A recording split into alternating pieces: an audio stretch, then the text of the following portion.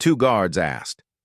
Black Marine to leave his son's graduation. Then 6 SEALs silenced the room. The auditorium buzzed with proud families, camera flashes bouncing off crisp uniforms and polished brass. Among them stood Marcus Hayes, a decorated Marine who had faced firefights and foreign storms, but nothing prepared him for what unfolded that afternoon. 2 campus security guards approached, their eyes narrowing as they scanned the tall black man in a dress uniform. In front of hundreds, they whispered an order that landed like a grenade. "Leave, now!" Gasps rippled through the crowd. But what no one expected was the storm quietly forming behind the scene. 6 Navy SEALs who had already decided this humiliation would not stand. Marcus Hayes had spent 20 years serving his country. From dusty deployments in the Middle East to disaster relief missions after hurricanes, his service medals told a story of sacrifice and loyalty. Today, though, his heart wasn't in the past. It was centered on his son, Jordan, the first in their family to graduate from an elite military academy. Marcus had arrived early, wearing his pressed Marine dress blues, a subtle way to honor both his own service and the path his son was about to begin. The auditorium was alive with families waving banners and holding bouquets. Marcus scanned the crowd for Jordan's mother, who sat near the front with relatives, and smiled as he adjusted his cover. He felt an almost childlike excitement until he noticed the sideways glances. A pair of campus security guards lingered near the entrance, radios clipped to their shoulders. One spoke into a mic while pointing in his direction. Marcus brushed it off, focusing instead on the stage where graduates lined up in perfect rows. Yet unease coiled in his chest. He had experienced the quiet prejudice of lowered voices and skeptical stares before. But this was his son's day. Surely, he thought, nothing could disrupt it. But the guards moved closer, their steps deliberate. They stopped at his row, their faces unreadable. Marcus stood tall, every instinct sharpened from years of service, but he kept his voice even as they asked for his ID. The music swelled, families clapped, and suddenly, the celebration felt like a trap. The guards leaned in, speaking just loud enough for nearby spectators to hear. "Sir, we've had a report you don't belong here. We need you to come with us." Marcus blinked, stunned. "I'm here for my son's graduation. My ticket is in my pocket." He extended it, but one guard shook his head. "Outside, please." Heads turned. Conversations paused. The hum of celebration dulled to an uneasy murmur. Marcus sensed the familiar weight of being judged before a single fact was checked. He considered protesting, but decades of discipline kept his movements measured. "May I ask why?" "Someone said you're impersonating a Marine," the taller guard muttered, eyes narrowing on Marcus's medals. A flash of anger surged. Impersonating? Marcus had served longer than these men had likely worn a uniform of any kind. But he swallowed his pride, aware that any sudden move could escalate. He pulled out his military ID, the plastic edges worn from years in his wallet. The guard barely glanced at it. "Step outside while we verify." A low ripple of discontent spread among onlookers.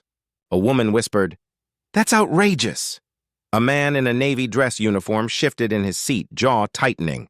Marcus locked eyes with Jordan on stage. His son's posture stiffened, the joy of the moment draining from his face. Marcus gave a small nod, silently telling him to stay focused. He followed the guards toward the aisle, his back a wall of restrained dignity. Outside the auditorium doors, the midday sun glared.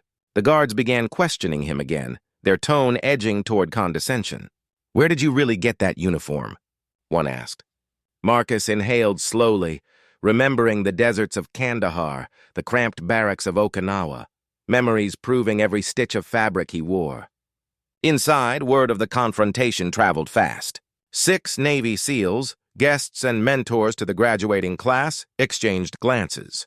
Each carried the quiet authority of men who had seen combat and valued brotherhood over bureaucracy. One of them, Chief Petty Officer Ramirez, stood abruptly. "This is unacceptable," he whispered to his teammates.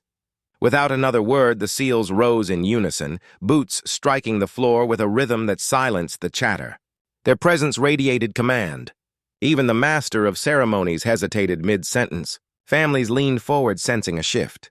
The SEALs exited the hall and found Marcus standing tall while the guards radioed for backup. Ramirez stepped forward, his voice calm but edged with steel. "Is there a problem, gentlemen?" The guards stiffened. "This is a private event. We're verifying his credentials." Ramirez's gaze cut like a blade. "He's a Marine Master Sergeant. I served with him in Fallujah. You're embarrassing yourselves. And this academy." The other SEALs closed ranks around Marcus, their silent support louder than any argument. Passers-by paused, phones raised, capturing the standoff. The guards faltered, realizing the weight of the men before them. Tension hung in the humid air like a drawn bowstring. Ramirez stepped closer, voice low but unmistakable. "You're detaining a decorated Marine on the day his son graduates. Unless you want every veterans organization in the country calling your chief, you'll apologize now." One guard shifted uncomfortably, his earlier confidence draining. "We received a report." "Then you received a lie," Ramirez snapped. "Do you have any idea who you're talking to?" Marcus remained still, his silence more powerful than any outburst. The SEALs flanked him like living pillars, their uniforms a wall of unspoken solidarity. Students and families began filing out of the auditorium, murmurs swelling into outrage as they witnessed the scene. The second guard's radio crackled with a supervisor's voice. After a tense pause, he finally muttered, "You're free to go, sir." But the damage was done. The crowd's judgment had shifted, not toward Marcus, but toward those who had doubted him. Ramirez extended a hand. "Let's get you back to your son." The SEALs moved as one, escorting Marcus through a corridor of spectators who now clapped in quiet respect. Inside, the ceremony had paused. Jordan stood on stage, eyes shining with a mix of pride and fierce protectiveness. As Marcus re-entered, the room erupted in a spontaneous ovation. The headmaster, recognizing the gravity of the moment, saluted. The guards who had confronted him lowered their heads, suddenly very small. The rest of the ceremony passed in a haze of applause and renewed purpose. Marcus watched his son receive his diploma, the golden sunlight slanting through high windows, every cheer echoing like a promise that justice, though delayed, would not be denied. Later, outside, beneath fluttering flags, Jordan embraced his father with a strength that spoke louder than words. "I'm proud of you," Marcus whispered, knowing the phrase carried the weight of shared resilience. News of the incident spread quickly. Videos posted by witnesses garnered millions of views within hours, sparking conversations about racial profiling in places meant to honor service and achievement. The academy issued a public apology and initiated training to prevent future bias. The guards faced disciplinary action, but Marcus never sought vengeance. His concern was for the message sent to every young cadet watching: that dignity can stand unshaken, and that true allies act without waiting for permission. The 6 SEALs quietly slipped away after the ceremony, declining interviews and attention. For them, their actions needed no spotlight. Loyalty and respect were their code. As Marcus and Jordan walked to the parking lot, a gentle breeze carried the distant sound of the academy band. Marcus looked at his son, seeing not just the graduate but the continuation of a legacy, one that would not be defined by someone else's prejudice. Racism had tried to steal a father's proudest day, but it failed. In its place stood an even stronger image, a community that refused to be silent, and a family that would not bow. How many more moments like this must unfold before we finally see each other for who we truly are, beyond uniform, rank, or color?